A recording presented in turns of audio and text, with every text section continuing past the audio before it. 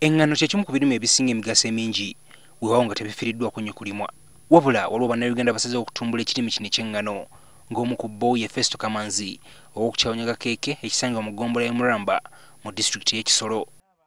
Nga bagamba nti kava ku lubaya onaye okulima engano yakuyigira ku bazadde be. Ewaffe abazadde baazirimanga nga nkyali muto nnyo ate ne ndaba nti zaatuyambanga ennaku ezo. Engano erimu ekigimusa ng'era kitegeeza nti oyinza okukozesa ejjinja limu n'okuba ebinyonyi bibiri. Bw'oba olimye engano kiyamba ettaka okuwumulako mu mulingo gumu oba omulala. Kati oluddako bw'oba ng'oyagala kulima ebirime ebirala ng'emonde ne zivaayo bulungi. Kyamazima nti mu Uganda abantu bangi abawoomerwa engano oba n'ebikolebwa mu ngano, naye ng'ekyewuunyisa batono nnyo abamanyi obugirima nabwe Festo Kamanzi atututola enteekateeka y'ennimiro omunaasimbibwa engano. Osooka n'otegeka ettaka plowing, okulima okwo okusooka nga totaddemu nsigo.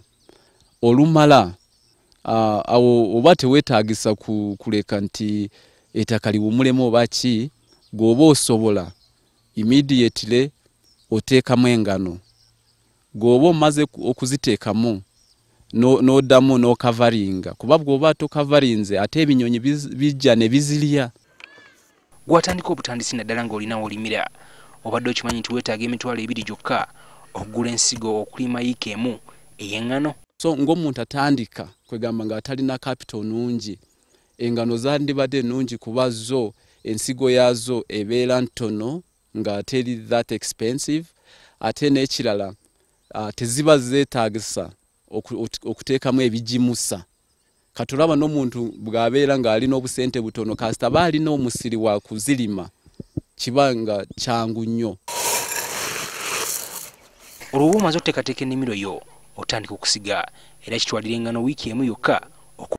Ekirungi ku ngano oba teweetaaga kuwiidinga biri kwegamba omuddo omulala togujjamu, oguleka ne bikulira wamu. Buli yiiki emu omulimi asobola okufunamu ensawo z'engano eza kilo 13 era buli kilo n'agitunda 13,000 gy'emitwalo 9 oluvannyuma lw'emyezi 5. Kamanzi atutegeezezza nti engano teyeetaaga kusimba mu sizoni ya nkuba nnyingi. Kwegamba tezibala bulungi ate olumu ziyinza kukola kudikeyinga kwegamba ne zitavamu bulungi. So akasana kabeera kalungi. Katuuse ku ssa ly'okukungula. Biki byenteeka mu mutwe okukungula nga mbijja mu nnimiro bino nga nzijja engano mu nnimiro ng'etuuse okukungulwa? Engano bwe zituuka kukungulwa oleeta akambi kwegamba n'ozisalira nga wano for example ojja n'okatinga boat n'okata nga bino ng'oteeka mu ngalo zo boat. Kwegamba bw'ofuna bunch enene ng'ozikutte boat n'oleeta akambi bino byonna n'obisala.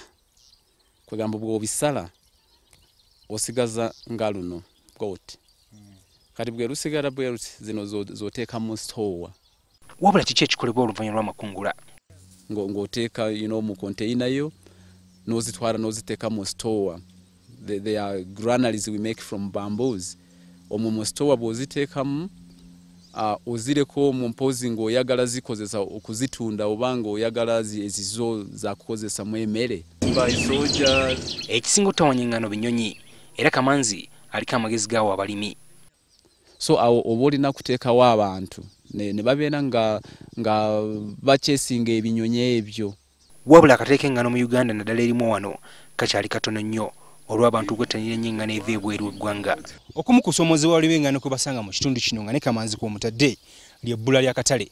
Era wano Kamanzi wasinzidde n'asaba gavumenti ebafunye akatale osanga okulima engano mu kitundu kino kyandikyusa ebyenfuna mu Kisoro. Kati eyo bwe waba waliyo abantu nga bali concerned bandirowoozeza na ku kiki ekirala kye twandikoze okwegamba okutumbulula obulime bw'engano. Emirimu gya Kamanzi gituyigiriza nti ogezaako ku bintu ebirala oba oli awo bw'oyinza okutuuka ku buwanguzi okusinga ekitundu kyonna lwe kineesiba ku kulima ekintu ekimu. Ivan Kimuli Kigozi, NTV.